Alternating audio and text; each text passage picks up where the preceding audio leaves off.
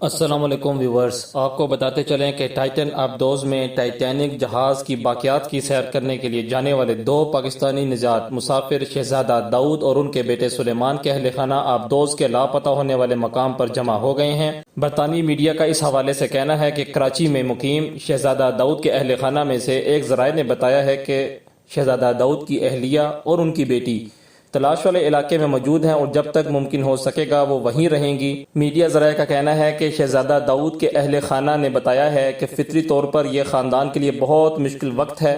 وہ ایک دوسرے کو تسلی دے کر ہمت حاصل کر رہے ہیں اور بہترین امید اور دعا کر رہے ہیں۔ ذرائع نے بتایا کہ شہزادہ داؤد کے اہل خانہ کو دنیا بھر سے حمایت کے جو پیغامات مل رہے ہیں وہ بھی انہیں مثبت رکھے ہوئے ہیں۔